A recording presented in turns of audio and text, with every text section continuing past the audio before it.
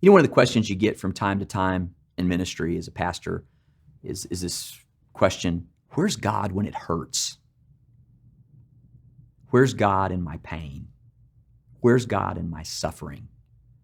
Where's God in my anxiety and my fear? Where's God at? And there used to be, some of you may remember this, some of you may not, there used to be that nice little thing that would hang on people's walls that were Christians. It was called footprints. And it was, this idea that, hey, God, when we were walking in the sand, I could see two sets of footprints. But, when I really started going through the difficulty, man, there was only one. Like, where'd you go? And he's like, well, those were my footprints because I was carrying you. It's beautiful and, and it's meaningful, but, it still doesn't fully answer the question, like, where's God at when I'm hurting? And I don't know that I can give you a full answer to that, but I do want to read you a story. And I do want to show you how God is far more intimately involved than what we could see. And maybe that is what we need to see. Maybe we're looking for a feeling, and we're not going to get the feeling, because God's not, although he touches our emotion, he's not just about a feeling. God is about truth and about, faith. And faith is not a feeling. Faith is a trust. And this story I'm going to tell you shows that God is so much more intimately involved in our hurt and our trauma and our difficulty than we could probably ever even imagine. This is out of Luke 2. It says in verse 41, his parents went to Jerusalem every year at the feast of the Passover. And when he was 12 years old, they went up according to custom. So, one of the things that we don't have a lot of is Jesus's early childhood. We have here we have 12. We've sort of jumped from Luke, where Jesus is born, boom, to he's being circumcised on the 8th day, boom, to 12 years old. Obviously, the gospel writers didn't feel like that we needed to know all these things. And so that's fine. But he's 12 years old. They're going up to Jerusalem. He says, when the feast was ended, as they were returning, the boy Jesus stayed behind in Jerusalem. Now, at that particular moment when you're reading, it probably doesn't create fireworks. It should, but it doesn't, because we're not really thinking about what's going on here. We're, Jesus hanging out in the temple, all great. But it says his parents didn't know it.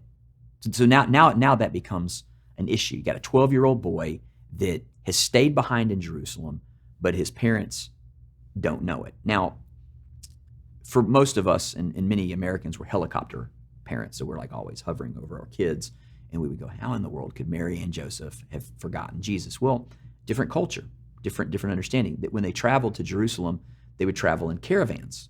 So they would travel in groups because it was safe. You couldn't just do 2 or 3 people traveling. And I know we do that at Christmas time. We have Mary and Joseph crossing over. They would have traveled with family to Bethlehem. That's just, nobody traveled in isolation. There weren't 3 wise men bringing gifts of gold, frankincense, and myrrh would have been robbed and never gotten to Jerusalem. They traveled in caravans. That's why when they showed up in Jerusalem, everybody knew that they were there, because it wasn't because there was 3, there was a mob of them. And so when they would leave, oftentimes they would leave sort of guys and girls in some sort of separate caravan together.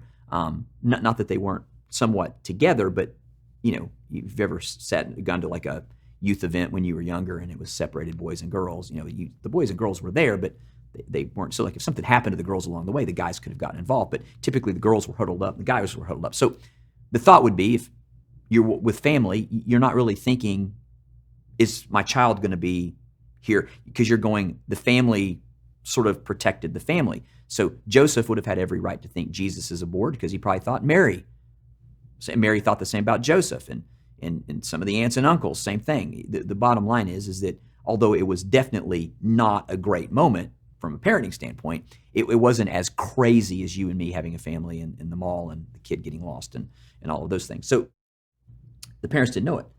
And it says, but supposing him to be in the group. That's the culture. That there was no thought of, we've left Jesus. They thought they had him. Supposing him to be in the group, they went a day's journey. So this is really important here when we're doing this. So we have day 1. We want to make sure that we understand this. Day 1, they leave Jerusalem. they're going on day 1. And of course, Jesus is back here in the temple. So Jesus gets left. They leave Jerusalem. They're on their way. And they don't know that Jesus isn't with them. They haven't seen that. It says, so they went a day's journey. But then they began to search for him among their relatives and acquaintances. Once again, what's the thought here? So they're day 1. They've left. Well, now they start going, what do we do here? Because now we realize we don't know where Jesus is at. So this is day 2. And on day 2, there is a search for Jesus. We're told that here. So it says, they began to search for him among their relatives and acquaintances. And when they did not find him, they returned to Jerusalem searching for him. So now we come back on day 3. And you may go, oh, hold on. The text didn't say any of that about these days, and all you're reading in. No. It says, after 3 days, they found him. This is on the 3rd day. This is when they came. Day 1, they left. Day 2, they went, oh my goodness.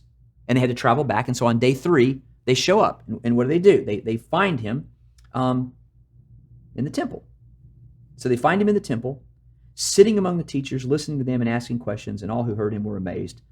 And all of this. Great stuff. This story here is sort of an intriguing story. What's going on here?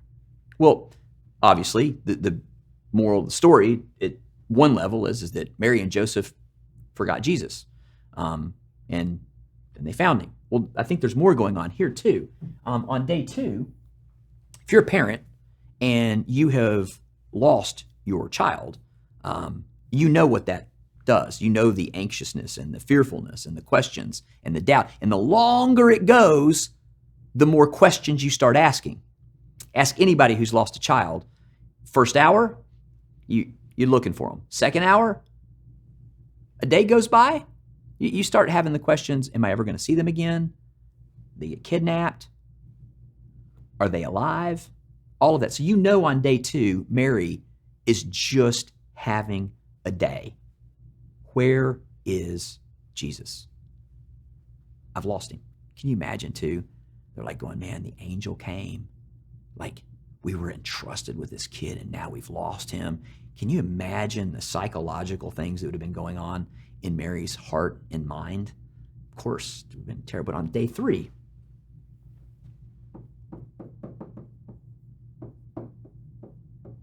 they find Jesus. So I started off by asking, where's God when it hurts?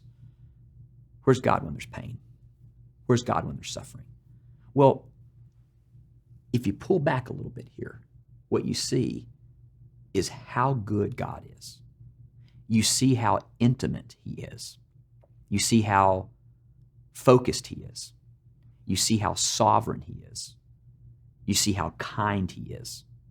Because what's happened here is Mary, when Jesus is 12 years old, has lost Jesus. And she's gone through all the emotions of losing Jesus. But she finds him on the 3rd day. What's beautiful about this is that God, where's God? Who's not mentioned here, right? Where's God in this? What God is doing is God is preparing Mary in her heart, in her spirit, in her emotions for another day when she will lose Jesus. This time, for real. But she will find him again on the 3rd day. God is at work here. And see, God is at work in our lives in ways that we don't often see. But it's not that he's not there. He's always preparing.